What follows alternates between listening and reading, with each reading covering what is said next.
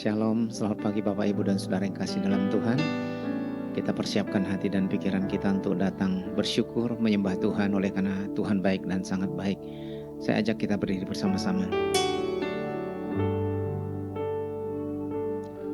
Mari kita tunduk kepala. Adapun pertolongan kita datangnya dari Tuhan yang menciptakan langit bumi serta segala isinya. Tuhan yang setia dan tidak pernah meninggalkan perbuatan tangannya tapi kekal sampai selama-lamanya. Turun atas saudara sekalian anugerah dan sejahtera dari Bapa, kasih karunia dari Tuhan Yesus Kristus, serta lawatan kuasa Roh Kudus curahkan atas kita sementara kita beribadah pada saat ini. Amin.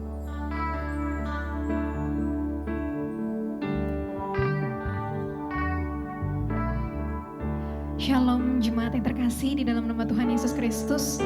Puji syukur satu minggu telah kita lewati dan kini kita dapat berkumpul kembali di rumah Tuhan untuk beribadah. Tuhan mengizinkan beberapa hal terjadi di kehidupan kita, baik itu hal baik maupun buruk. Tetapi satu hal yang perlu kita percaya, kita memiliki Tuhan yang besar, Tuhan yang berjanji, dan Tuhan juga yang sanggup menggenapi. Amin.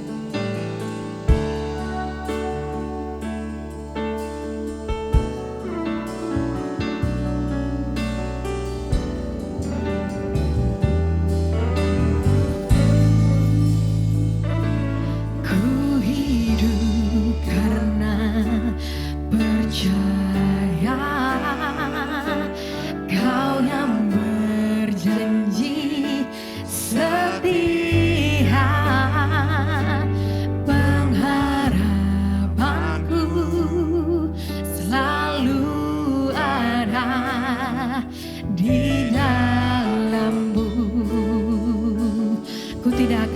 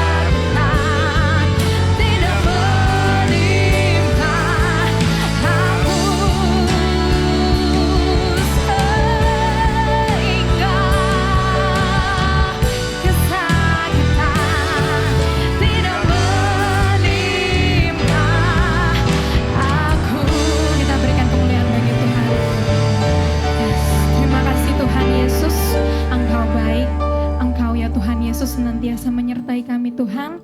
Hingga sekarang ini Tuhan Yesus kami ada Tuhan.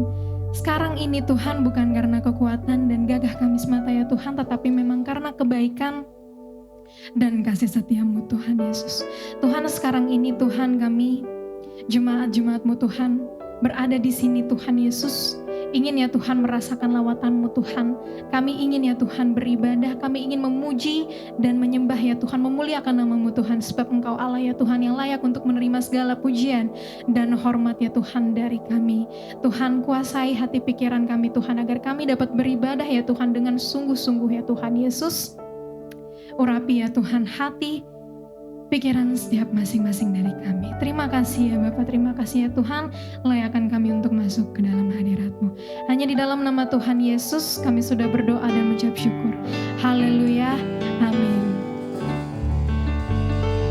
Masih ada sukacita Bapak Ibu? Amin.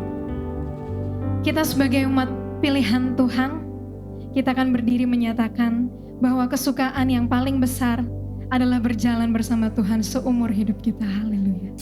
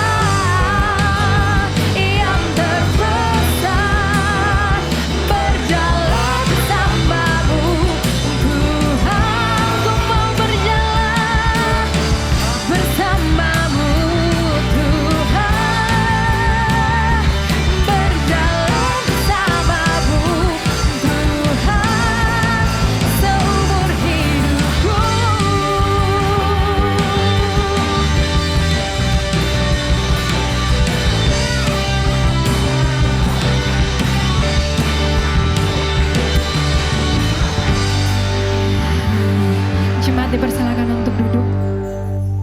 Kita akan tetap memuji dan menyembah nama Tuhan. Sebab Tuhan sumber kekuatan, kuasanya tercurah bagi kita senantiasa, dan dengan Tuhan kita akan terus berjalan. Haleluya.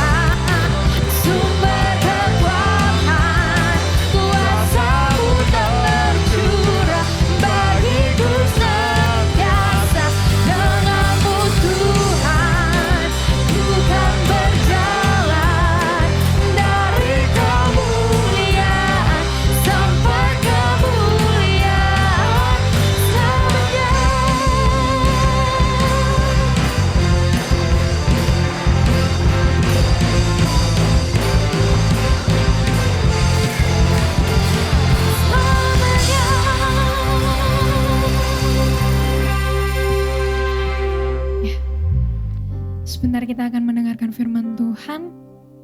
Kita akan mempersiapkan hati kita. Tuhan selalu bersama dengan kita di setiap musim hidup kita. Ia tidak pernah membiarkan kita sendiri. Kekuatan yang ada di jiwa kita adalah bersama Tuhan.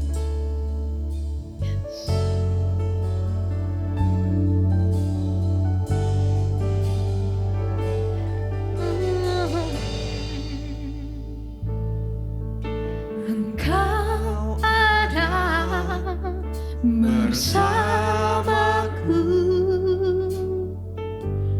di setiap musim hidupku. Tak pernah kau biarkan ku sendiri.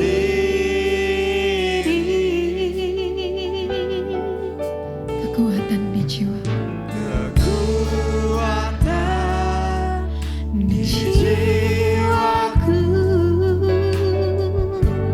adalah bersamamu. Tak pernah ku ragukan kasih-Mu.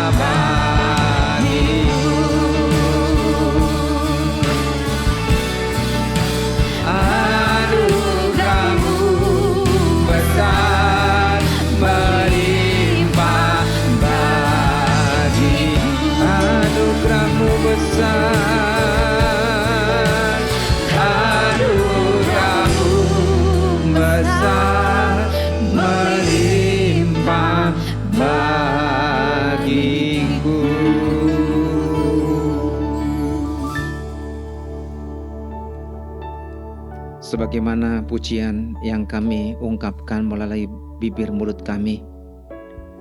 Bersama-Mu Tuhan, kami hadapi semua.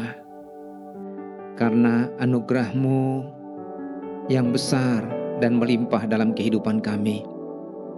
Itulah yang menjadi kekuatan kami. Itulah yang memberikan pengharapan dan semangat yang baru bagi kami. Di tengah-tengah pergumulan hidup, beban dan masalah-masalah yang kami hadapi, sehingga kami mampu bertahan, bahkan kami menjadi kuat, menjadi pemenang, bahkan lebih daripada pemenang. Karena Tuhan bersama dengan kami.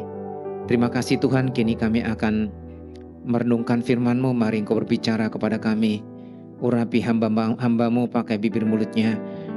Ungkapkan rahasia kebenaran firman-Mu yang akan menasihati kami, menuntun kami, menegur kami, supaya kami berjalan sesuai dengan kehendak-Mu. Urapi semua jemaat yang mendengarkannya. Di dalam nama Tuhan Yesus kami berdoa. Amin. Silakan duduk Bapak Ibu dan Saudara yang kasih dalam Tuhan. Mari kita membuka Alkitab kita. Pembacaan kita pada hari ini saya ambil dari Yosua pasal 1 ayat 1 sampai dengan ayat yang ke-18. Yosua pasal 1 ayat 1 sampai dengan ayat yang ke-18. Kita akan baca ayat 1 sampai dengan yang ke-5, setelah itu ayat yang ke-18. Yosua pasal 1 ayat 1 sampai 18, tapi kita baca 1 sampai 5, lalu ayat 18. Saya akan membaca ayat 1, Bapak Ibu membaca ayat 2, seterusnya kita akan bergantian. Judul dari perikop ini adalah perintah Tuhan kepada Yosua untuk merebut tanah Kanaan. Ayat 1. Sesudah Musa hamba Tuhan itu mati, berfirmanlah Tuhan kepada Yosua bin Nun, abdi Musa itu demikian.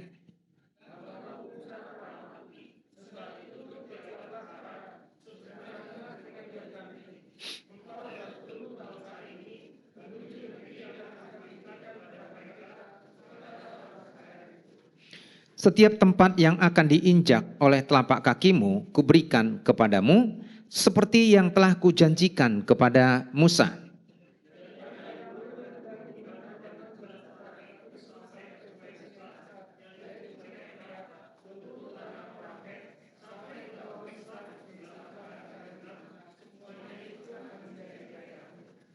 Seorang pun tidak akan dapat bertahan menghadapi engkau seumur hidupmu.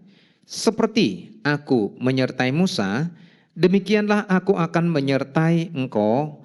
Aku tidak akan membiarkan engkau dan tidak meninggalkan engkau. 18, 3, 2, 1.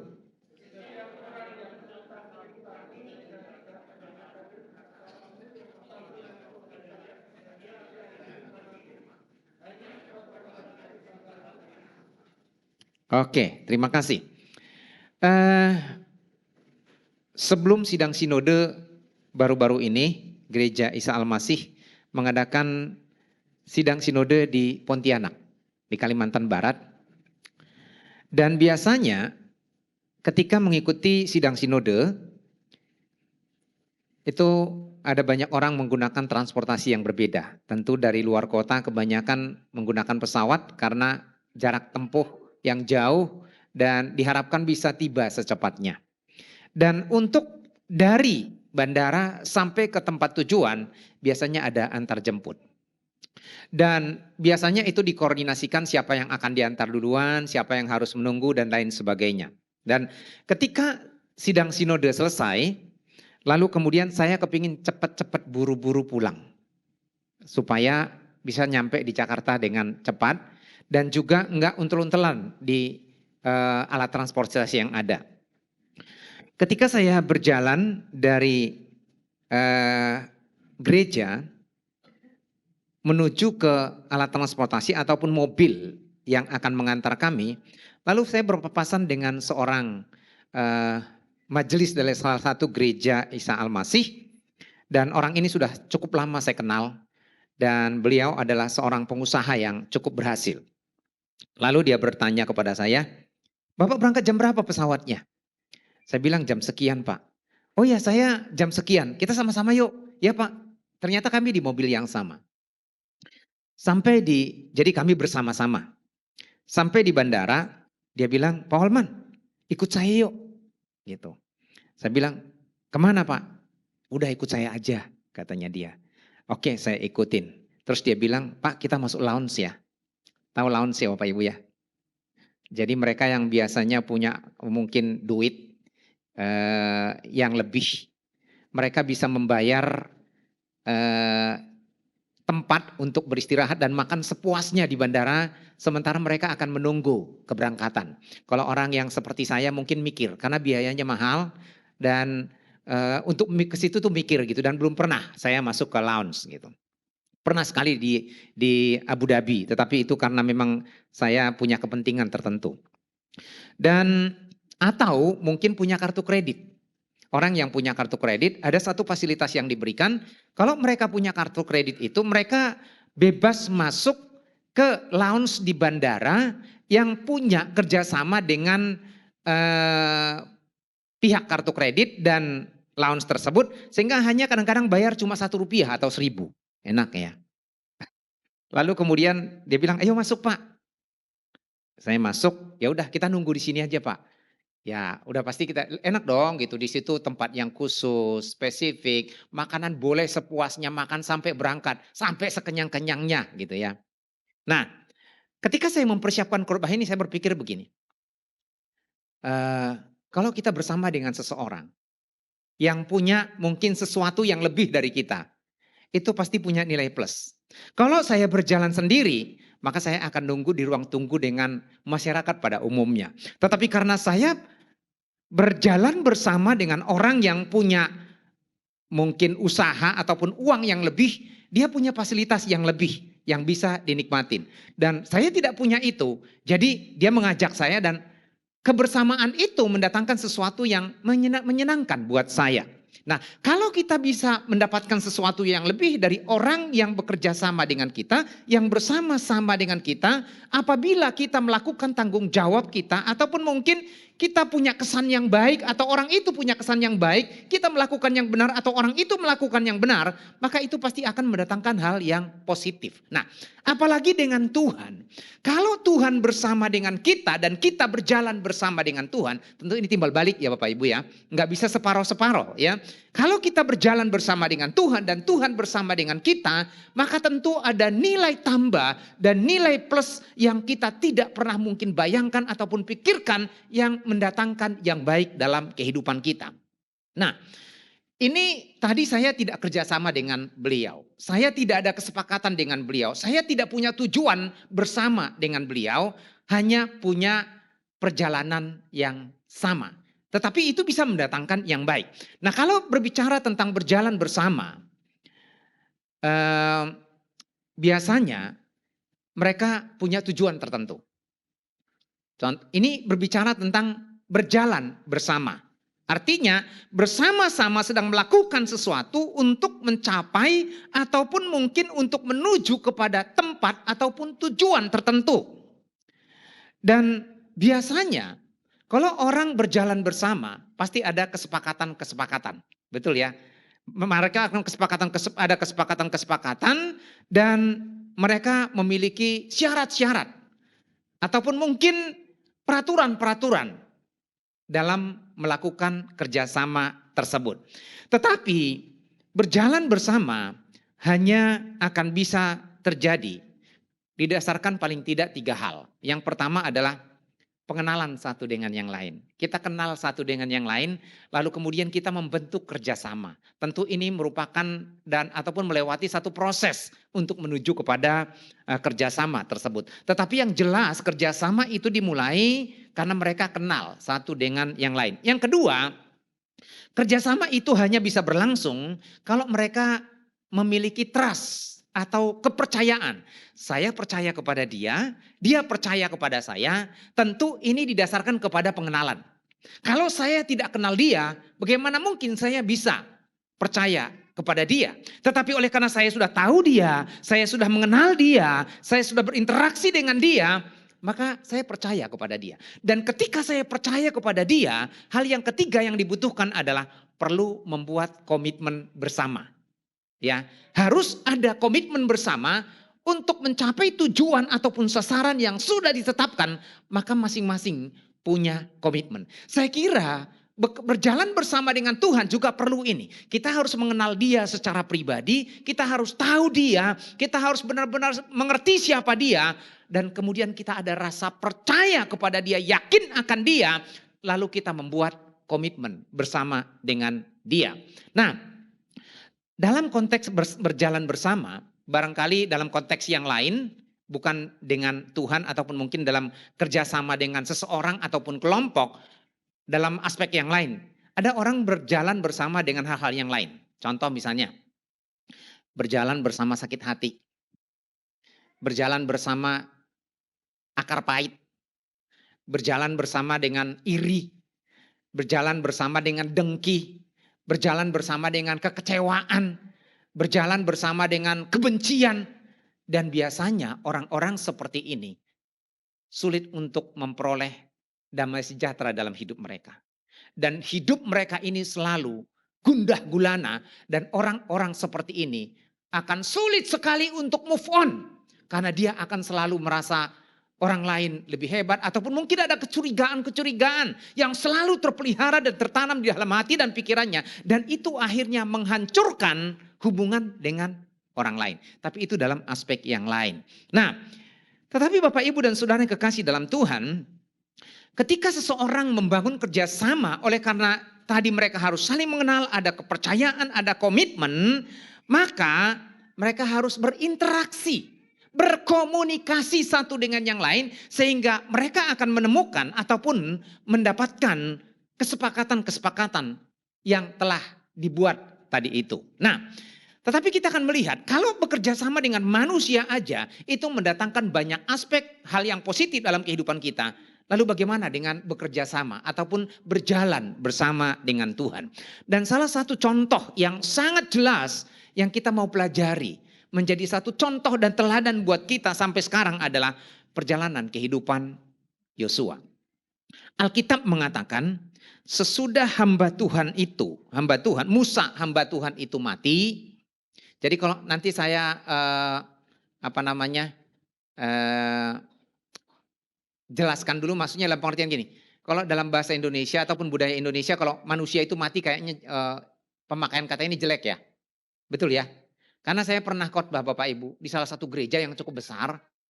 Lalu kemudian ibu ketua sinodenya ngobrol karena saya dekat.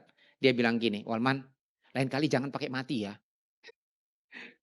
Karena istilah mati itu kayaknya untuk binatang. Gitu.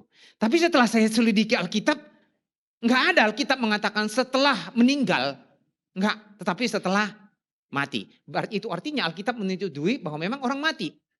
Ya kan? Tapi memang kadang-kadang gini, kalau orang mengatakan maaf, kalau saya berkata begini, ibu saya mati. Rasanya memang enggak enak didengar gitu kan. Tetapi ya kita yang mana aja enggak usah dianggap itu nanti sesuatu yang pantang ataupun tidak baik. Karena meninggal gitu kayaknya lebih panjang, kalau mati lebih singkat. Nah, Alkitab mengatakan ayat 1 dan ayat 1 ini saja menyebutkan 2 kali. Setelah Musa hamba Tuhan itu mati, itu artinya karena dia sudah tidak ada di tempat, dia sudah tidak hadir di tengah-tengah mereka, dia sudah tidak bisa diandalkan lagi karena memang sudah tiada, maka mau tidak mau, suka atau tidak suka, harus ada orang yang mengambil posisi itu menggantikan Musa. Ternyata tentu Tuhan karena Maha Tahu, Maha Kuasa sudah mempersiapkan Yosua sebagai penggantinya. Nah, kalau kita membaca ternyata Yosua itu adalah hambanya Musa. Hambanya itu artinya yang selalu menemani dia, yang selalu membantu dia, yang selalu mendampingi dia selama ini, yang selalu menolong dia. Jadi dekat dengan dia. Nah, lalu kemudian di sini dikatakan ayat yang lalu dia bilang, berfirmanlah Tuhan kepada Yosua bin Nun abdi Musa itu. Jadi itu berbicaralah Tuhan kepada Yosua bin Nun hamba Musa itu, abdi mati Musa itu, apa yang dia katakan? Hambaku Musa telah mati. Sebab itu bersiaplah sekarang. Nah, ini satu kata yang barangkali perlu kita renungkan. Mereka sudah ada di tempat itu. Mereka sedang berada di seberang sungai Yordan. Sedang akan menyeberang ke tanah perjanjian ataupun ke tanah Kanaan. Nah, seharusnya tinggal nyebrang aja. Betul. Yosua, Musa udah mati, sekarang nyebrang. Tapi ternyata enggak. Ada satu istilah yang perlu kita renungkan. Bersiaplah sekarang. Itu artinya Yosua harus mempersiapkan diri sebaik-baiknya. Tentu baik secara rohani, yang terutama secara fisik, tetapi juga secara mental. Jadi secara fisik, secara mental maupun spiritual harus berjalan bersama-sama. Kalau tidak, maka tentu Musa tidak akan pernah mampu melakukan tanggung jawab ini. Kenapa? Secara fisik mereka berjalan. Bawa orang, mimpin orang itu jangankan 2 juta. 30 aja susah Bapak Ibu. Kenapa saya berkata begitu? Jadi kalau kita misalnya pergi berjalan ke satu tempat, itu 10 orang dengan 20 orang itu beda. Makanya saya ngobrol gini Bapak Ibu, kalau orang bertanya, kira-kira kalau kita berangkat ke Israel, paling enak berangkat berapa orang ya Pak? Saya bilang maksimal 30. Maksimal 30. Kenapa begitu? Karena itu lebih gampang untuk ngaturnya. Enggak teriak-teriak. Saya bilang kayak gitu. Tapi kalau lebih dari 30, kalau 20 masih oke, enak gitu. Tapi kalau 15 kesepian. Ya terlalu sepi gitu. Nah, saya pernah memimpin orang Bapak Ibu 41. Itu suara saya teriak-teriak. Saya kan gak bawa toa dong kemana-mana, gak bawa pengeras suara. Jadi teriak-teriak Bapak Ibu. Dan yang lebih parah adalah orang Indonesia punya kelakuan yang dulu-dulu ya. Dulu saya selalu singgung itu, punya kebiasaan, punya kelakuan 3 hal yang tidak pernah terlupakan. Mata keranjang. Mata keranjang itu bukan terhadap cewek atau cowok, tapi belanja. Jadi ngelihat sana sini, sehingga bisa ketinggalan. Itu ketinggalan. Jadi ayo Bapak Ibu cepetan gitu. Nah, bukan hanya itu, toilet. Di mana-mana ini cari toilet terus-terusan gitu. Kencing lah, belum kencing, mau kencing pun pergi kencing. Itu orang Indonesia. Lihat deh Bapak Ibu, kalau pergi tur atau apa-apa kayak gitu. Pokoknya Pak ada toilet enggak? Di mana ada toilet ya Pak? Pasti itu yang dicari gitu. Nah, jadi bisa aja ketinggalan di toilet. Nah, yang ketiga, selfie, foto. Enggak peduli tempat itu apa, nanti setelah pulang enggak tahu apa-apa. Kenapa? Karena selfie melulu ceprat gitu. Ayo Bu cukup 2 kali, 3 kali cukup. Ada yang kepingin 47 kali di satu tempat. Itu realita Bapak Ibu. Jadi 41 dibandingkan dengan 30 itu lebih enak 30. Nah, lalu bagaimana dengan 2 juta? Udah nggak tahu itu. Itu keterpaksaan kalau menurut saya. 2 juta orang harus dipimpin dalam perjalanan ini. Itu sebabnya dia harus mempersiapkan diri. Tentu juga harus lakukan pendataan dong. Makanya kalau saya Bapak Ibu pergi tur Bapak Ibu. Apakah itu di Indonesia atau di sono. Itu saya hitung Bapak Ibu. Harus hitung satu persatu.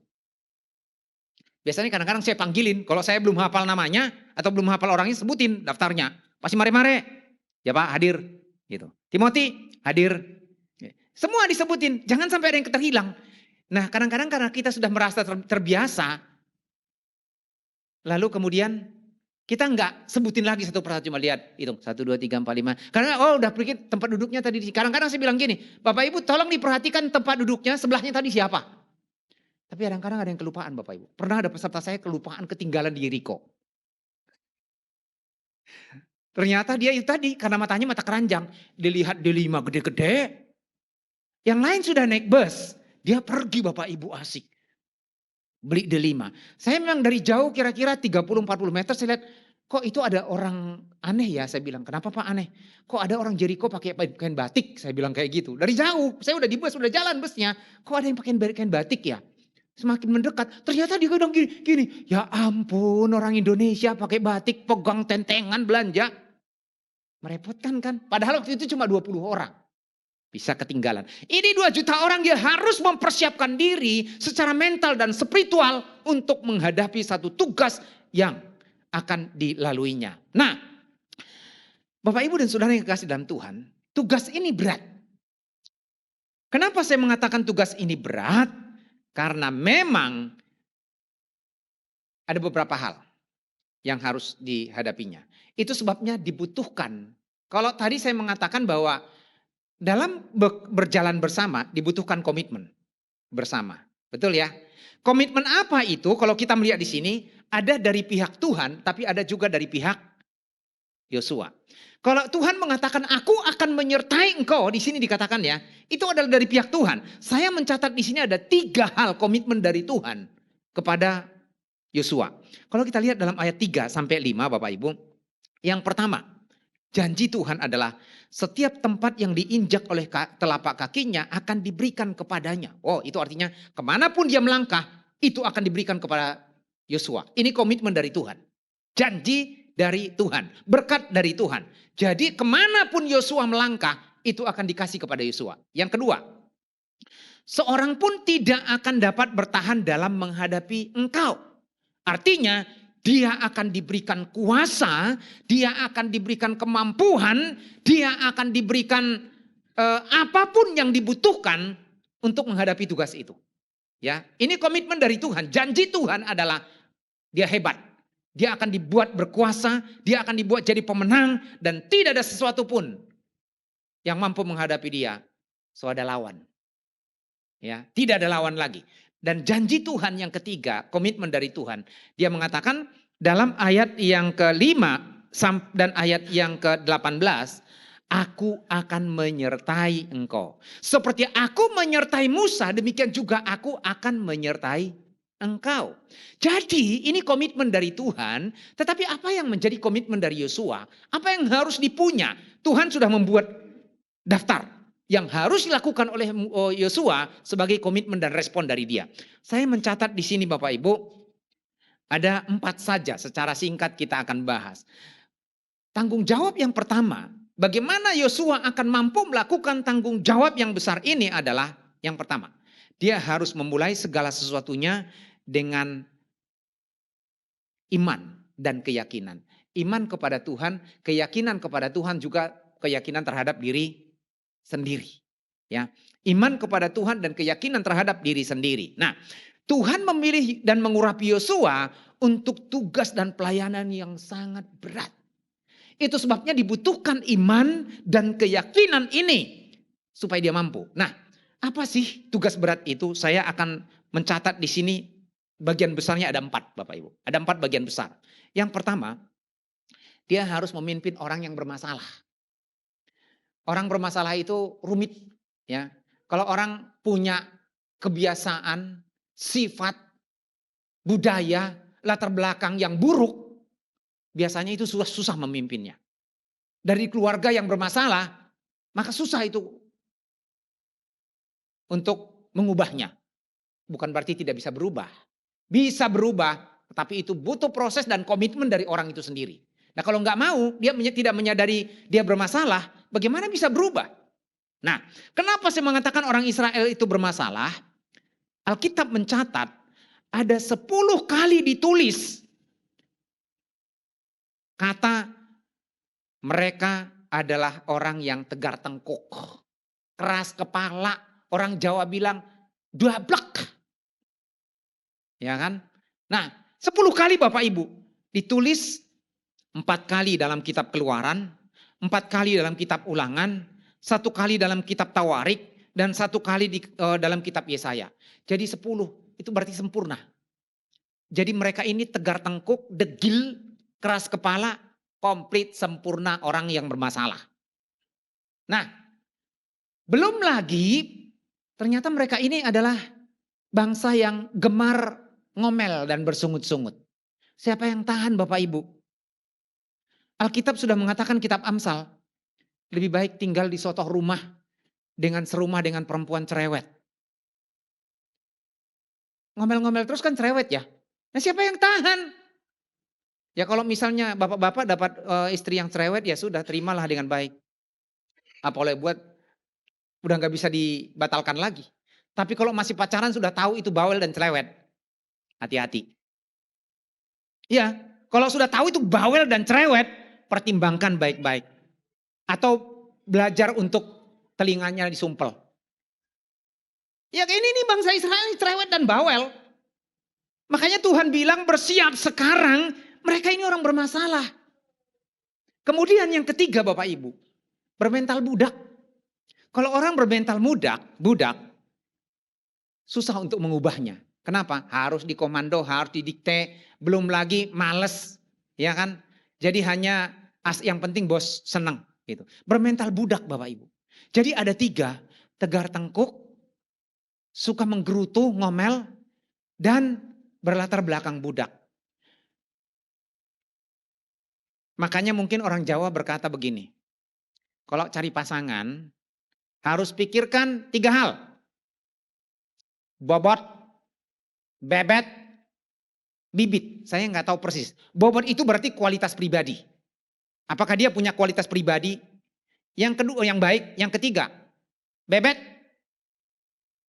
Bebet itu apa? Ciliani. Elizabeth bukan. Bebet itu apa? Bebet itu mungkin punya sesuatu. Karakter, bukan. Bibit, itu bibit. Bibit latar belakang keturunan. Jadi dari bapak emaknya, itu orang baik atau enggak? Atau maling atau tidak? Tukang selingkuh atau tidak? Kalau tukang selingkuh, hati-hati. Ya. Nah dia bobot bebet bibit gitu. Nah tentu itu harus lihat. Kalau orang udah punya latar belakang bermasalah, itu akan rumit. Bukan tidak bisa berubah. Bisa, yang penting dia dijamah Tuhan. Sadar akan kehidupannya, itu bisa dijamah Tuhan. Tapi harus ada komitmen. Nah, tetapi sekalipun demikian Tuhan sudah menyertai mereka sejak mereka berada di Mesir. Sampai di perjalanan Tuhan menyertai mereka. Pada waktu siang hari Tuhan hadir di tengah mereka dengan tiang awan. Pada waktu malam hari Tuhan hadir di tengah-tengah mereka melalui tiang api. Pagi hari mereka dipenuhi kebutuhannya dengan manna dari surga. Sore hari mereka mendapatkan burung puyuh, cukup. Tetapi ternyata tetap aja tegar tengkuknya mereka, suka ngomel itu tadi, menggerutu, lalu kemudian keras kepala itu, mereka ini punya latar belakang yang itu tadi, apa namanya, budak. Mereka selalu berontak, nggak taat kepada Tuhan. Akibatnya, Tuhan membawa mereka berputar-putar melalui jalan yang panjang selama 40 tahun. Padahal itu bisa ditempuh dari jarak yang lebih pendek dan lebih singkat waktunya. Saya belajar dari sini gini Bapak Ibu. Nih coba diperhatikan kalimat ini. Ternyata dari sini ketidaktaatan dapat berdampak kepada penundaan ataupun pembatalan berkat Tuhan. Serius ini Bapak Ibu. Jadi artinya gini. Ternyata ketidaktaatan itu dapat mengakibatkan penundaan bahkan pembatalan berkat Tuhan. Kalau masih ditunda doang, itu pun kita sudah, kapan sih Tuhan? Lama banget Tuhan, saya sudah berdoa 10 tahun, 20 tahun, 40 tahun. Tapi ini dibatalkan. Apa enggak menyakitkan? Makanya hati-hati kalau tidak taat.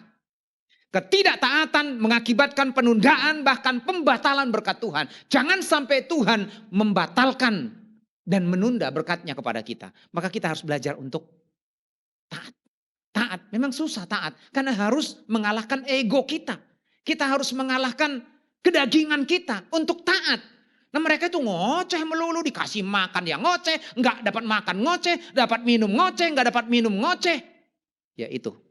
Yang kedua, ya mereka orang bermasalah tadi ya, masalahnya tadi. Yang kedua adalah harus menggantikan seorang pemimpin besar dan sangat berpengaruh yaitu Musa. Bahkan Alkitab mencatat di dalam Ulangan pasal 34 ayat 4, Musa itu memiliki hati yang sangat lembut sekali.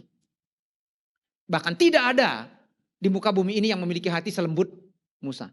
Tapi toh punya hati yang lembut pun, karena sudah memang benar-benar keterlaluan, gak ada yang tahan. Sampai Tuhan, kena dampaknya apa? Musa tidak diizinkan oleh Tuhan masuk ke tanah perjanjian. Jadi oleh karena mereka Musa merana tidak masuk ke tanah perjanjian. Karena mereka ngoceh selalu, ngomel melulu, minta air dan lain sebagainya. Tuhan bilang, Musa ya udah bicara ke batu itu supaya keluar air. Musa bilang, jublet, belum keluar, pukul lagi jublet. Karena emosi sudah. Karena Musa juga punya emosi ya. Jangan berpikir hamba Tuhan juga gak punya emosi kan. Hamba Tuhan juga punya emosi gitu kan. Nah, akhirnya Tuhan bilang, oleh karena engkau tidak mengikuti perintahku, maka engkau tidak boleh masuk ke tanah perjanjian. Kasihan banget ya. Dia sudah berjuang puluhan tahun dengan tekanan hidup, dengan kesabaran, nggak diizinkan masuk ke tanah perjanjian. Saya nggak bisa bayangkan Bapak Ibu. Aduh, kasihan sekali. Tetapi itu untuk menggantikan orang ini, Yosua siapa? Jadi dia harus menggantikan itu supaya nggak terlalu panjang. Yang ketiga, di sini dikatakan seberangilah sungai Yordan ini. Nyebrang sungai Yordan gak ada jembatan. Harus menyeberangi sungai Yordan. Saya nggak bahas, tapi itu kan air yang gede. Tapi Tuhan kemudian kan membuat bendungan, menghentikan air itu sampai seperti laut danau gitu ya. Dan Musa kan belum, Yosua kan belum melihat itu. Belum ada kejadian, belum ada tindakan Tuhan. Ini baru perintah. Tapi harus menyeberangi sungai Yordan. Jangankan sungai Yordan Bapak Ibu. Sekarang aja kan sungai Yordan tuh masih lumayan gede kalau di hulu. Masih ada yang dalam. Karena kan bagaimanapun udah hampir 4.000 tahun. Kebayang? Ya. Lama sudah. Di kampung saya ada, nggak usah di kampung saya, di kampung Burogando aja. Biar ada yang tahu. Kampung Buroganda itu dulu ada sungai yang bagus. Sampai ada lagunya terkenal. Lagunya begini. Cuma satu kalimat yang saya tahu. Aik si bundong tu dia hulau, tung denggan ma atong dalan mi. Jadi aik si bundong kemana kau pergi? Bagus banget jalanmu gitu, bagus. Tapi kalau kita pergi ke sana sekarang, katanya sungai si bundong, tapi udah nggak ada Bapak Ibu, selokan. Udah parit dan lumpur-lumpur. Nah itu baru 30 tahun yang lalu. Kebayang ribuan tahun yang lalu, sungai Yordan masih ada sekarang. Lumayan masih besar. Nah, harus menyeberangi itu. Yang keempat adalah memimpin peperangan dan merebut tanah perjanjian. Memimpin peperangan dan merebut tanah perjanjian aja sudah berat. Harus kemudian menyeberangi sungai Yordan, menggantikan Musa, lalu kemudian memimpin orang-orang yang bermasalah. Tetapi Tuhan berkata, bersiaplah sekarang, seberangilah sungai Yordan, aku menyertai engkau. Jadi dibutuhkan keyakinan kepada Tuhan dan kepada diri sendiri. Apa yang Tuhan janjikan belum bisa dilihat, belum bisa diraba, belum bisa dirasa, belum bisa dipegang. Nggak ada, sesuatu baru janji. Kalau sudah berbicara tentang janji, maka orang yang menerima janji itu hanya dibutuhkan keyakinan. Dan kita akan yakin, percaya, ada trust kepada orang itu kalau kita mengenal. Kalau tidak mengenal nggak mungkin. Tapi Yosua sudah mengenal Tuhan sejak dia berada di Mesir. Sampai kemudian di bawah pimpinan Musa. Dia memiliki persekutuan pribadi. Dia memiliki pengalaman pribadi bersama dengan Tuhan. Itulah yang membuat dia yakin dan kuat untuk itu. Nah, kenapa banyak orang Kristen yang tidak kuat? Kenapa orang Kristen tidak percaya? Kenapa orang Kristen tidak yakin? Karena mereka memang tidak mengenal Tuhan secara benar. Memang tidak dapat dipungkiri banyak orang Kristen itu hanya karena KTP atau karena keturunan. Bapak dan orang tua itu Kristen, jadi saya ikut Kristen. Tapi tidak pernah mengalami perjumpaan pribadi dengan Tuhan. Tidak salah sih kalau kita awalnya karena memang keturunan. Tidak salah karena memang kita diajak oleh teman. Tidak salah kita awalnya ikut-ikutan. Tapi setelah itu harusnya ada peningkatan. Kita mengenal Tuhan. Karena Alkitab mengatakan umatku binasa oleh karena mereka tidak mengenal aku. Sama banyak orang Kristen akan binasa karena tidak mengenal Tuhan. Mereka tidak punya keyakinan untuk itu. Oleh sebab itu bagi kita mungkin yang selama ini hanya masih ikut-ikutan, tidak punya antusiasme, tidak punya komitmen, tidak punya persekutuan pribadi dengan Tuhan. Saatnya kita mengubah itu dan kita mengenal Tuhan lebih dalam, maka keyakinan kita akan semakin kuat di dalam Dia. Itu yang pertama Bapak Ibu. Dia harus memulai segala sesuatu dengan iman dan keyakinan. Yang kedua, harus memupuk dan menjaga semangat. Ya, harus terus memupuk dan menjaga semangat. Coba kita lihat Bapak Ibu, apa yang dikatakan oleh Tuhan dalam ayat 1. Maaf, bukan ayat 1. Ayat 6, ayat 7, ayat 9, dan ayat 18. Di sini dikatakan, kuatkan dan teguhkanlah hatimu. Ayat 7, kuatkan dan teguhkanlah hatimu dengan sungguh-sungguh. Ayat 9, bukankah telah kuperintahkan kepadamu, kuatkan dan teguhkanlah hatimu dan janganlah kecut dan tawar hati. Yang ke-18, di sini dikatakan lagi bagian terakhir, hanya kuatkan dan teguhkanlah hatimu. Artinya kalau secara sederhana, semangatmu nggak boleh pudar. Kamu tidak boleh berputus asa. Kamu harus terus menjaga semangatmu, memupuk semangatmu, memelihara semangatmu. Loh, kenapa harus memelihara semangat? Kenapa harus memelihara, memupuk semangat? Karena memang situasi yang dihadapi bisa dibayangkan Bapak Ibu berbagai macam masalah. Sudah ini tadi karakternya karakter budak, tegar tengkuk, bawel. Jangankan punya sifat seperti itu, satu orang bawel aja di sebelah kita, itu bisa membuat kita stres. Betul nggak Bapak Ibu? Terlalu banyak ngomong. Ya kan? Nah, ini punya sifat seperti itu. Kalau dia tidak memupuk dan menjaga semangatnya, saya tidak tahu apa yang akan terjadi. Makanya sudah diwanti-wanti oleh Tuhan. Kuatkan dan teguhkan imanmu. Tetap pelihara dan jaga pupuk semangatmu. Karena memang kalau kita mendengar omongan-omongan orang, pasti kan kita bisa kecewa, bisa tawar hati. Ataupun mungkin situasi yang kita hadapi. Pergumulan dan masalah yang kita hadapi. Tugas yang berat yang sedang ada di hadapan kita. Beban yang sedang menindih kita, menghadang kita. Itu bisa membuat kita menjadi kehilangan semangat hidup. Itu bisa membuat kita patah semangat. Tidak ada lagi semangat buat apa? Capek rasanya. Dan kalau orang yang tidak lagi punya semangat, biasanya mager. Orang-orang tua tahu mager enggak ya? Soalnya ini bahasa orang muda. Pasti mari-mari tahu mager enggak Pak? Benar kan enggak tahu? Iya makanya saya tanya mager itu apa? Karena orang-orang ini bahasa orang muda Pak, bahasa gaul. Ya, mager itu Pak, malas gerak. Ya kalau udah enggak punya semangat, maunya di tempat tidur, bener enggak? Ya males sudah, mager gitu. Dan biasanya orang seperti ini nggak bisa fokus, nggak bisa maksimal. Kalau sudah orang nggak punya semangat, nggak akan bisa menghasilkan sesuatu secara maksimal. Saya bisa bayangkan kalau Yosua dalam menghadapi semua masalah ini beruntun, tumpang tindih, banyak sekali. Kalau dia tidak memelihara dan menjaga semangatnya, maka dia tidak akan pernah bisa memimpin bangsa Israel yang rumit bermasalah ini. Kalau dia fokus kepada masalah itu, nggak akan ada semangat. Tapi justru dia harus fokus kepada Tuhan. Dia harus percaya kepada Tuhan. Dia harus ingat kepada Tuhan. Bapak Ibu kita punya banyak masalah, betul ya? Coba gini, kalau misalnya gini, Yosua ngelihat itu bapak-bapak bawel. Ibu-ibu comel. Mbak-mbak cerewet. Sebelahnya lagi ada yang tukang protes. Ada yang marah-marah. Kerjanya cuma komplain melulu, kritik melulu. Tapi nggak pernah mau bertindak, nggak pernah mau lakukan sesuatu. Sebel nggak? Sekali, 2 kali, 3 kali, 4 kali. Masih punya semangat nggak? Apalagi bukan hanya untuk kepentingan dia sendiri. Ini untuk kepentingan satu bangsa. Kita ngelihat menyebalkan orang itu. Apalagi sudah bikin kita sakit hati. Apa nggak menyebalkan? Sakit hati aja sudah bikin kehilangan semangat.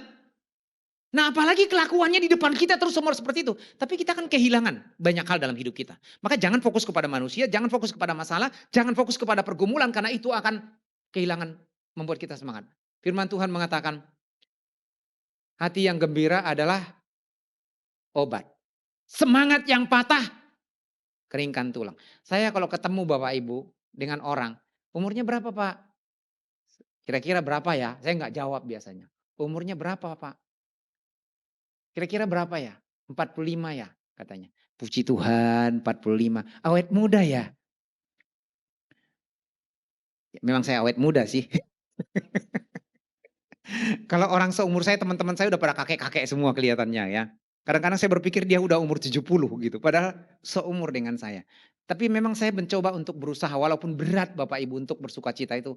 Berat sekali. Gimana kita bersukacita menghadapi banyak kesulitan, masalah, beban hidup. Kadang kita udah rasanya berada di pinggir jurang. Ini realita hidup.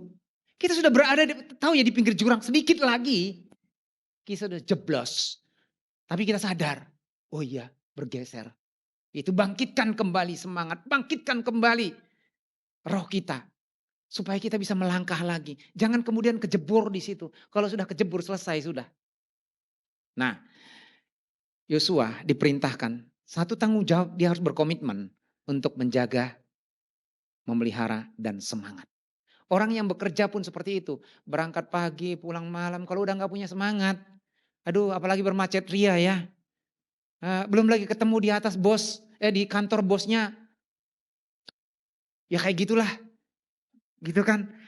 Bagaimana bisa menjaga semangat ini? Sudah jauh gitu. Saya nggak bisa membayangkan kadang-kadang orang yang bekerja itu udah bermacet ria. Bahkan saya pernah tahu seseorang ya kerja di Sudirman, rumahnya di Bekasi, Bapak Ibu. Dia berangkat jam 5 pagi. Lebih baik dia tidur nanti di kantor. Pulang, keluar dari kantor di jam 8 malam. Kenapa? Supaya sedikit lebih sepi. Tapi dia tetap bersemangat. Untuk apa? Untuk dapat berkat. Untuk uang. Nah, oke, yang ketiga. Yang ketiga adalah, oh ya sebelum itu saya sebutkan dulu gini. Bagaimana sih supaya kita tidak kehilangan semangat? Yang pertama itu, jangan terlalu fokus kepada masalah, jangan terlalu mengasihani diri sendiri.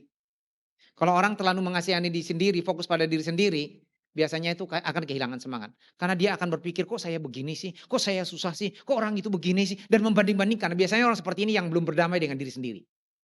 Kalau orang sudah berdamai dengan diri sendiri, pasti dia nggak akan membanding-bandingkan. Tidak akan terus fokus pada diri sendiri. Ya.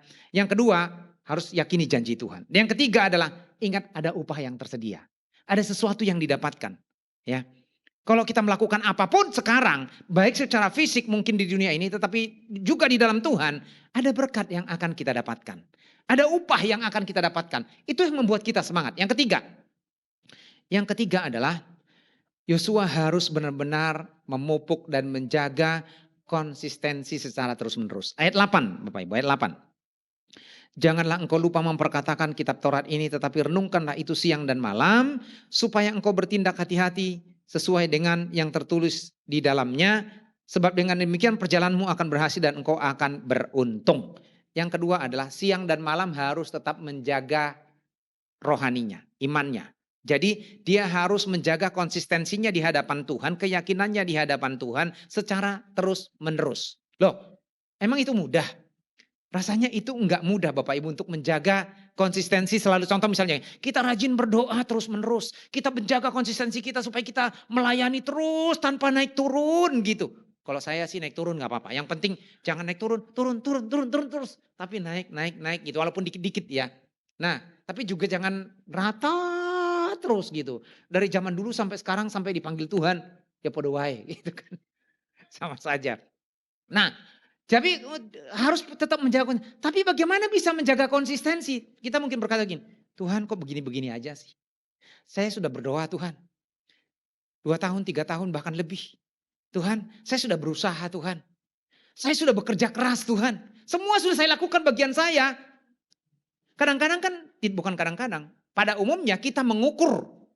Kita mengukur pertolongan Tuhan, kasih Tuhan, kebaikan Tuhan itu dari seberapa yang kita dapat. Benar gak Bapak Ibu? Kalau permintaan kita, doa kita, harapan kita dikabulkan, berarti itu Tuhan peduli kepada kita. Itu Tuhan mengasihi kita. Tapi sementara ketika doa kita, pergumulan kita tidak terkabulkan, Tuhan tidak peduli kepada kita. Itu kan betul Bapak Ibu ya?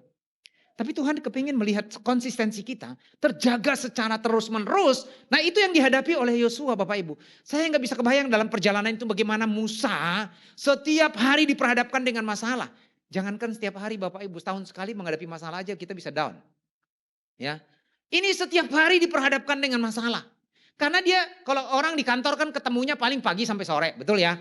Mau ketemu bos, mau ketemu anak buah menyebalkan. Paling pagi sampai sore, bahkan mungkin ini jalan tiap hari Bapak Ibu. Siang dan malam bareng-bareng. Sama seperti suami istri. Makanya hati-hati jangan sampai menyebalkan kepada pasangan. Ya, kalau sudah sampai menyebalkan kepada pasangan, perlu introspeksi diri dan perlu berubah. Ya, nah bagaimana supaya tetap konsistensi? Ya perlu ada introspeksi. perlu terus menjaga hati, menjaga pikiran, ya. Terus secara kontinu menjaga iman, persekutuan dengan Tuhan, bukan timbul tenggelam. Hari ini berdoa, besok enggak berdoa.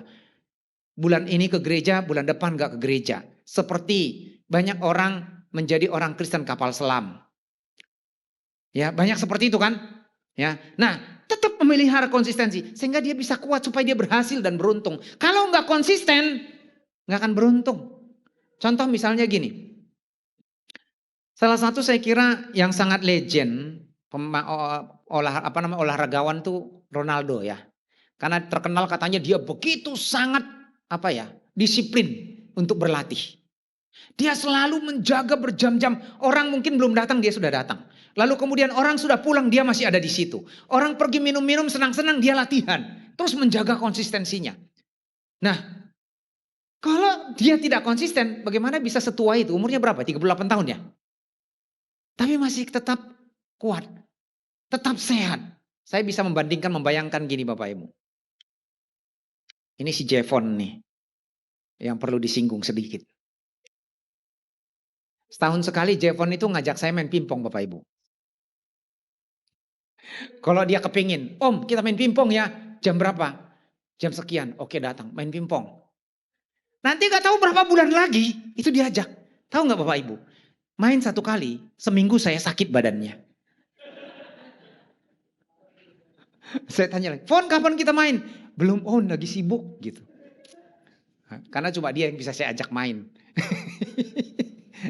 Nah, karena saya nggak konsisten, badan saya sakit. Sama halnya, kalau kita secara rohani dalam persekutuan kita dengan Tuhan tidak konsisten, sakit Bapak Ibu. Sakit, sembuh lagi, sakit, sembuh lagi. Gak tahu jadi apa jadinya seperti itu. Ini gambaran ya Bapak Ibu. Jadi harus benar-benar memelihara konsistensi kita dalam bersekutu dengan Tuhan, dalam melayani, dalam berdoa dan lain sebagainya. Supaya kita tetap memelihara semangat kita melayani Tuhan. Yang keempat, terakhir. Kalau udah terakhir ini, wah sebentar lagi apalagi Pak Walman khotbahnya selalu panjang. Kadang-kadang kalau saya nggak panjangin Bapak Ibu nggak puas rasanya. Nah, yang keempat, Yosua itu adalah seorang yang taat secara spesifik. Orang yang sangat spesifik. Kenapa saya mengatakan di situ? Ketika Tuhan memberikan perintah, itu selalu bersifat spesifik. Detail. Ya, tidak bersifat umum. Tetapi ternyata Yosua pun meresponinya dan melakukannya juga secara detail dan spesifik. Coba kita lihat Bapak Ibu. Yosua pasal 1 tadi. Yosua pasal 1.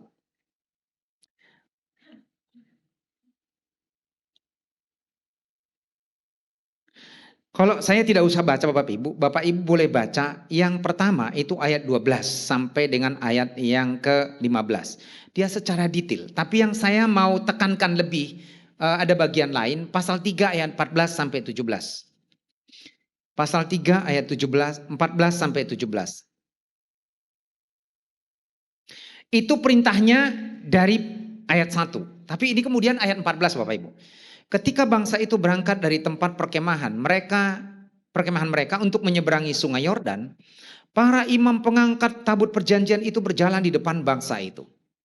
Sesudah itu segera para pengangkut tabut itu sampai di sungai Yordan, dan para imam pengangkat tabut itu mencelupkan kakinya di dalam air di tepi sungai itu. Sungai Yordan itu sebak sampai meluap sepanjang tepinya selama musim menuai. Maka berhentilah air itu mengalir. Air yang turun dari hulu melonjak menjadi bendungan jauh sekali dekat Adam, kota yang terletak di sebelah selatan dan seterusnya. Tetapi para imam pengangkat tabut perjanjian Tuhan itu tetap berdiri di tanah yang kering, di tengah-tengah sungai Yordan, sedang seluruh bangsa itu menyeberangi di tanah yang kering sampai seluruh bangsa itu selesai menyeberangi sungai Yordan. Ini detail Bapak Ibu. Jadi Tuhan memerintahkan aturannya begini. Aturannya harus begini ya. Ini harus letakkan di sini, ini harus duluan, jadi yang bawa tabut perjanjian harus duluan, dia harus berdiri di tengah sungai itu, para imam harus ada di situ, dan semua dibuat jejer detail. Musa nggak kemudian bilang gini, Tuhan tuh ribet banget sih, nggak usah lah, yang penting kan nyebrang. Banyak kan kita seperti itu ya, bener nggak? Yang penting melayani lah. Nggak usahlah ribet banget seperti itu. Gitu. Tapi memang ada orang-orang yang lebih ribet. Dia bilang ribet banget seperti itu, dia paling ribet. Nah, ada seperti itu. Jadi ini Tuhan mengatakan secara detail satu persatu. Memang Tuhan itu sangat detail sekali. Bahkan ketika membuat tabur perjanjian, sangat detail sekali. Membangun rumah Tuhan, itu sangat spesifik. Dan hanya orang-orang yang bisa fokus. Hanya orang-orang yang punya jiwa besar. Hanya orang-orang yang mau memberikan diri dan pikiran mereka yang mau bekerja secara detail. Kalau enggak, udahlah yang penting jalaninlah. Dan biasanya asalan. Yang penting jalan. Tetapi kita melihat di sini bagaimana dia secara spesifik mengikuti setiap perintah Tuhan. Detail-detailnya dia perhatikan. Dan ini butuh keseriusan. Dan memang dalam perjalanan hidup kita itu memang harus detail. Nah, saya kasih contoh Bapak Ibu. Kadang-kadang memang ada kelebihan. Saya punya saudara, sepupu. Beli kaos Bapak Ibu. Kaosnya cuma 150.000, ya cukup bagus sih 150. Tapi tahu Bapak, jahitannya itu dirunut dari ketek sampai ke bawah. Dari semua jahitan itu dipegang sama dia. Jadi kalau misalnya jas saya ini butuh setengah jam untuk pegang jahitannya. Perhatiin satu persatu, jangan-jangan sampai ada benangnya yang ketarik. Lalu kemudian kancingnya kan juga banyak benang ya. Lihat satu persatu, semua jahitan. Kalau menurut saya ini terlalu jelimet sih. Ada yang, ini fakta Bapak Ibu. Ya enggak segitu banget lah gitu kan. Tapi paling tidak kita harus detail memberikan yang terbaik sama pemimpin pujian, pemain musik. Ya ini kita begini, ya ini kita, kalau enggak nyambung. Harus kompak gitu. Harus diperhatikan satu persatu detail-detailnya. Maka itu akan mendapatkan hasil yang maksimal. Nah Musa seperti itu. Dan saya kira kita perlu belajar Bapak Ibu. Dalam kita melangkah belajar bersama dengan Tuhan, kita harus mengikuti setiap perintah Tuhan itu secara detail, secara spesifik. Dan kita harus memperhatikan itu satu persatu. Sama halnya Bapak Ibu, kalau saya mempersiapkan khotbah, supaya saya mendapatkan intinya, supaya saya mendapatkan pesannya, maka saya butuh waktu. Makanya Bapak Ibu, saya persiapan khotbah itu berhari-hari. Jadi Ben nanya, Papa kemana? Ke gereja. Emang kalau misalnya di rumah, kenapa harus di gereja? Materi saya di gereja, saya bilang kayak gitu. Emang kalau materinya ada di rumah, Papa kerjain di rumah? Iya, tapi kan juga harus memperhatikan harus konsen. Ya kan? Supaya saya menemukan, gimana ya, ini sudah puluhan kali, bahkan ratusan kali saya baca. Gimana saya bisa, khotbah ini bisa menjadi hidup kembali? Maka saya harus perhatiin detail. Perhatiin kata-katanya, bersiaplah sekarang. Pernah ada yang bahas itu bersiaplah sekarang? Enggak kan? Tapi saya menemukan tuh. Kenapa saya menemukan itu? Karena saya perhatikan secara detail. Spesifik. Supaya saya mendapatkan sesuatu. Sama halnya dalam ketaatan kita kepada Tuhan. Kita harus memperhatikan bagaimana hidup kita. Bagaimana kelakuan kita. Bagaimana tindakan kita. Bagaimana ketaatan kita. Spesifik. Kita akan menemukan sesuatu di dalamnya. Itu sebabnya Bapak Ibu dalam mengarungi kehidupan yang kita hadapi ini ada banyak masalah. Ada banyak pergumulan, ada banyak tantangan. Tuhan sudah berkomitmen, berjanji kepada kita, akan menyertai kita, akan memberkati kita. Tetapi ada bagian dari kita sebagai komitmen kita. Kita harus memulai segala sesuatunya dengan iman dan keyakinan. Yang kedua, tetap harus memupuk dan menjaga semangat kita untuk menjalani kehidupan ini. Dan yang ketiga adalah harus tetap memupuk dan memelihara konsistensi secara terus menerus. Bukan terpuruk. Tapi yang keempat adalah harus memiliki sikap hati dan ketaatan secara detail dan spesifik pada Tuhan. Maka kita akan menemukan di sana jalan Tuhan yang terbaik bagi kita. Mari kita berdoa.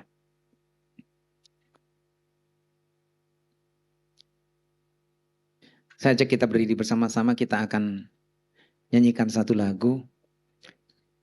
Jalanmu tak terselami oleh setiap hati kami. Tahu lagu ini ya? Jalanmu tak terselami, jalanmu tak terselami oleh setiap hati kami. Namun satu hal yang ku percaya, namun satu hal ku percaya, ada rancangan yang indah. Ada rancangan yang indah, tiada terduga kasih-Mu Tiada terduga kasih-Mu, besar dan besar kuasa-Mu, besar dan besar kuasa-Mu. Namun satu hal ku percaya, namun satu hal ku percaya, ada rancangan yang indah, ada rancangan yang indah. Penyertaan-Mu sempurna, penyertaan-Mu sempurna, rancangan-Mu penuh damai, aman dan sejahtera. Walau di tengah badai, ingin ku selalu bersama, rasakan keindahan akan kehadiran-Mu Tuhan. Sekali lagi nyanyikan pujian ini, penyertaan-Mu sempurna.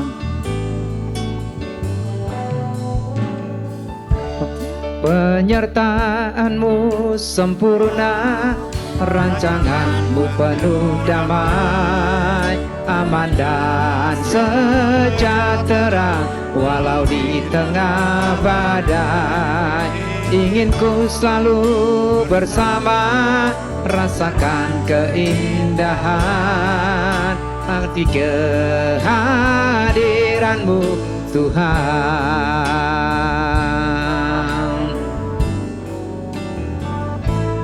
Penyertaan-Mu sempurna, rancangan-Mu penuh damai, aman dan sejahtera.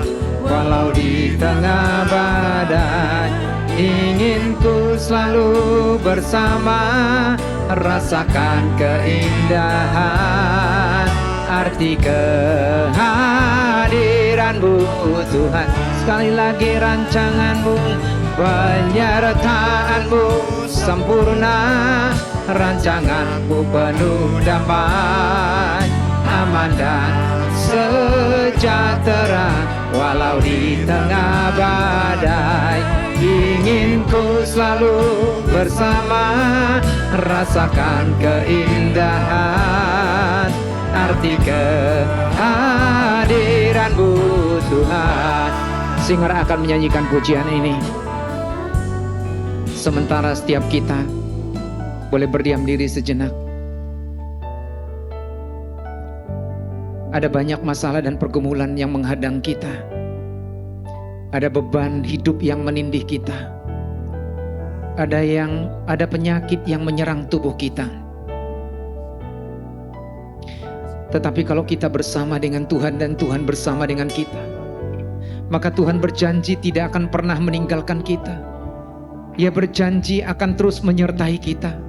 Dia akan menguatkan kita, tetapi ada tanggung jawab yang kita harus lakukan dan kita miliki, supaya kita tetap percaya kepada Dia, meyakini janji-janji Tuhan dalam kehidupan kita.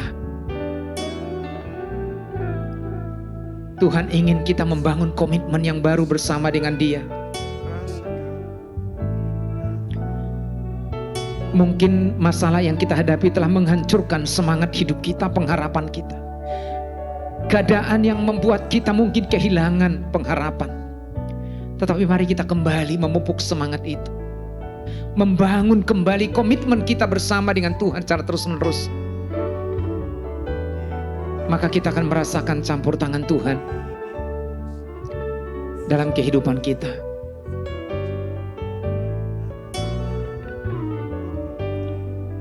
Kita nyanyikan pujian sekali lagi dari awal.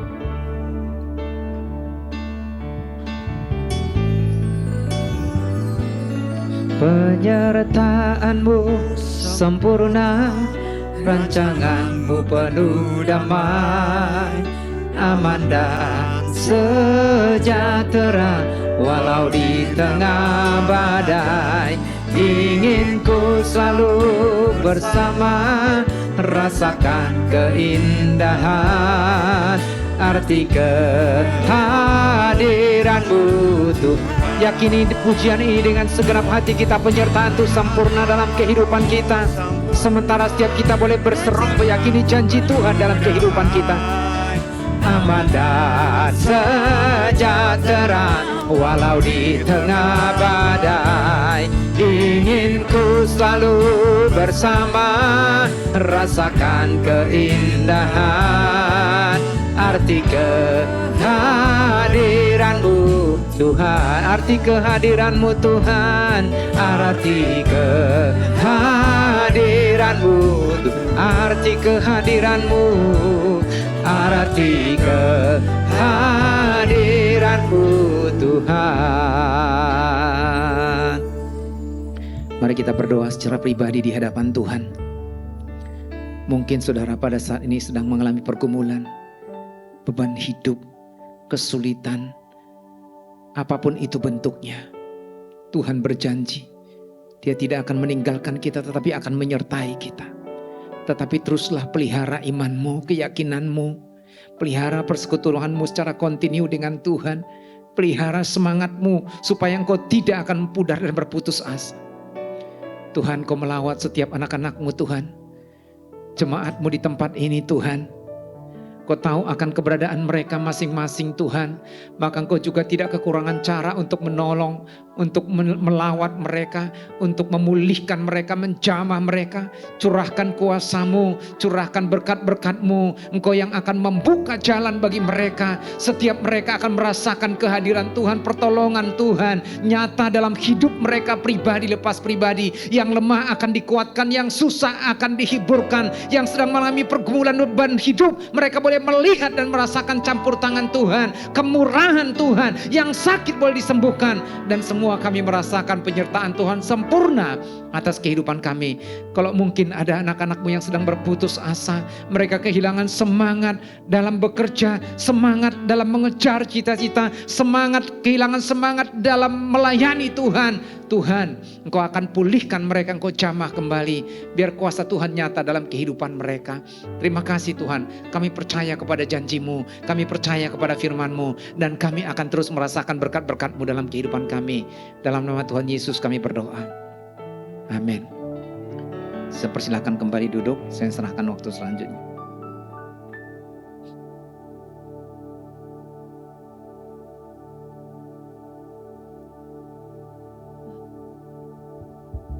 Puji Tuhan, firman yang sangat menguatkan. Sebelum kita masuk ke sesi pengumuman, adakah dari Bapak Ibu di sini yang baru pertama kali hadir? Jemaat yang setia. Oke, kami akan mengumumkan untuk yang berulang tahun minggu ini. Kami mengucapkan selamat ulang tahun untuk Saudara Jevontius. Lalu untuk Saudari Valencia dan juga Ibu Laura. Karena ada yang di sini, maka kita akan nyanyikan lagu selamat ulang tahun. Selamat hari jadi.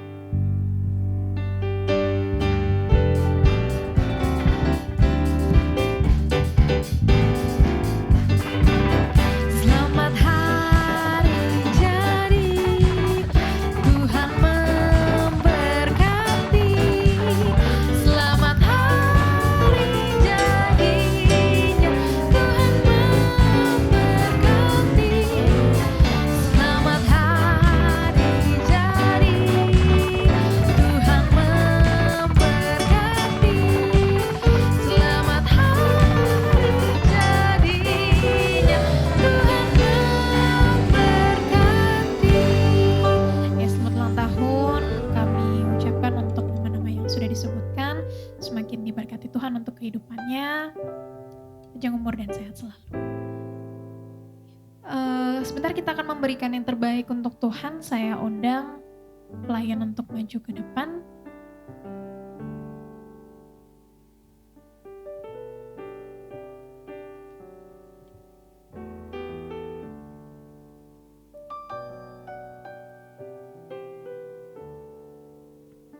Untuk doa persembahan akan dipimpin oleh Saudara Christian. Mari kita berdoa. Bapa yang baik, kami kembali berdoa kepadamu Tuhan. Kami mensyukuri buat hari yang telah kami lewati Tuhan. Kami juga telah mendengarkan Tuhan. Ingat kembali Tuhan untuk taat kepadamu Tuhan. Terima kasih juga untuk kepada Bapak Gembala yang telah membawakan firman. Kau pakai dia lebih lagi Tuhan dimanapun dia berada Tuhan. Kau jaga kesehatannya Tuhan. segala yang dia butuhkan Kau berikan Tuhan. Dan Tuhan, sebentar kami akan memberikan yang terbaik Tuhan. Sucikan, kuduskan dan kuduskan persembahan kami bagi rumah-Mu di tempat ini Tuhan. Di dalam nama Tuhan Yesus, haleluya, amin.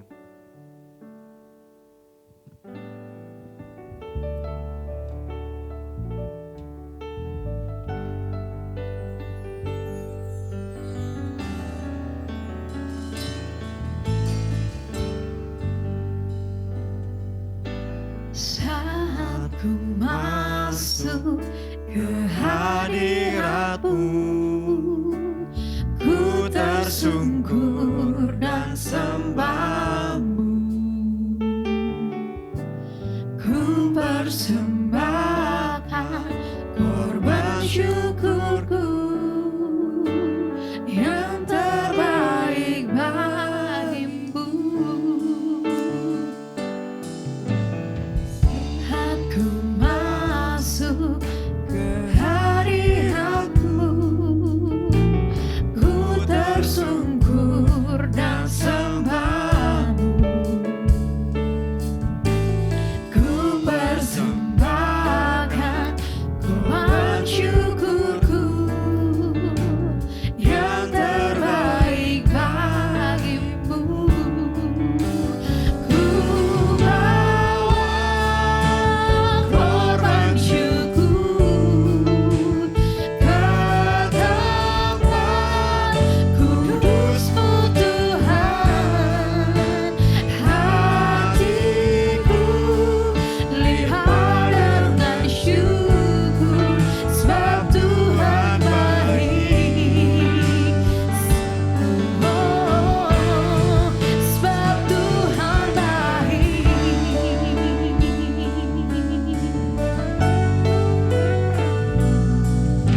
Saat ku masuk ke hadirat-Mu, ku tersungkur dan sembah-Mu. Ku persembahkan korban syukurku yang terbaik bagimu.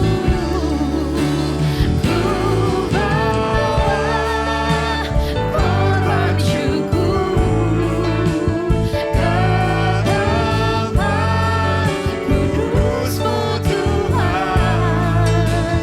Hatiku limpah dengan syukur, sebab Tuhan baik.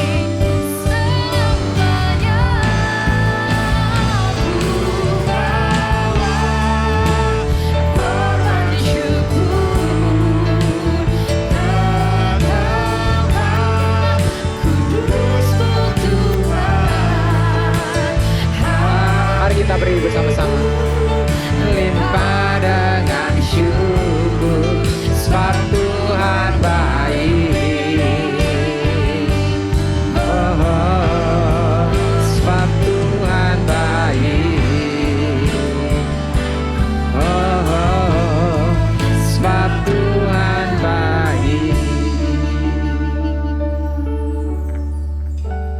Hati kami tetap percaya kepadamu Tuhan, karena Engkaulah pertolongan kami, juru selamat kami, kekuatan kami, dan jawaban bagi kami. Kami menyadari itu tidaklah mudah bagi kami Tuhan, karena kadang-kadang mata kami tertuju kepada keadaan, pergumulan, masalah, tembok-tembok yang tinggi, lembah-lembah yang curam. Tetapi Engkau selalu mengingatkan kami supaya kami mengarahkan diri kepada Tuhan. Dengan demikian kami akan terus memelihara dan menjaga semangat hidup kami, iman kami, kepercayaan kami kepada Tuhan. Terima kasih Tuhan buat pertolongan-Mu yang sempurna atas kehidupan kami. Terima kasih Tuhan untuk anak-anak-Mu yang sudah melayani kami pada pagi hari ini. Tuhan akan terus mengurapi mereka dalam setiap pelayanan mereka. Engkau memberkati mereka dalam pekerjaan, dalam keluarga, bahkan dalam setiap langkah-langkah mereka. Pakai mereka lebih lagi boleh menjadi alat di tangan Tuhan. Demikian juga kami bersyukur untuk setiap jemaat yang sudah hadir dalam ibadah ini. berkat-berkat-Mu selalu limpahkan atas mereka. Kau yang akan terus menyertai mereka ketika mereka berada di rumah, di luar rumah, dalam pekerjaan, di sekolah, atau dimanapun mereka berada. Tangan Tuhan selalu menopang mereka.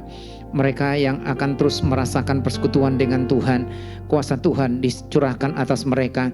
Kau tahu beban pergumulan kehidupan mereka, mampukan mereka menghadapinya, dan curahkan kuasa-Mu sehingga mereka mampu melewati segala sesuatunya dan melihat kemuliaan Tuhan nyata dalam kehidupan mereka. Kami berdoa Tuhan buat anak-anak-Mu yang tidak hadir, Kau selalu akan lawat mereka, berikan kerinduan yang lebih untuk terus mencari Tuhan dan bersekutu dengan Tuhan. Apabila mereka ada yang sedang undur dari hadapan-Mu, bangkitkan kembali iman mereka dan jamah mereka. Dan kami juga bersyukur buat saudara kami yang berulang tahun pada minggu ini, baik untuk saudara Jevon, saudari Valen, dan juga untuk Ibu Laura. Kau memberkati mereka, berikan kesehatan, kekuatan, dan panjang umur. Biar dengan bertambahnya usia mereka, maka mereka boleh makin setia, makin dalam mengasihi Tuhan. Dan Kau memberkati mereka dalam setiap hari-hari mereka. Mereka boleh melihat kuasa Tuhan selalu tercurah atas mereka. Kami juga bersyukur untuk pemilu yang boleh berlangsung di negara ini Tuhan. Kami rindu supaya melalui pemilu ini sungguh-sungguh boleh akan membawa bangsa kami ini semakin baik, semakin adil dan sejahtera. Kami rindu juga Tuhan supaya mereka yang akan duduk dalam pemerintahan, mereka adalah orang-orang yang bijak, yang dapat menjalankan tugas mereka secara adil dan urapi pakai mereka. Terima kasih Tuhan. Dan akhirnya apabila sebentar kami akan pulang, kami mohon Tuhan memberkati kami. Jemaat yang dikasihi oleh Tuhan, angkatlah hatimu dan terimalah berkat Tuhan. Pulanglah dengan membawa berkat anugerah dan sejahtera dari Bapa, kasih setia dan kasih karunia dari Tuhan Yesus Kristus, serta kekuatan, penghiburan, dan penyertaan Roh Kudus nyata tercurah dalam kehidupan saudara dari saat ini sampai Maranatha Tuhan datang untuk yang kedua kalinya, bahkan sampai selama-lamanya. Amin.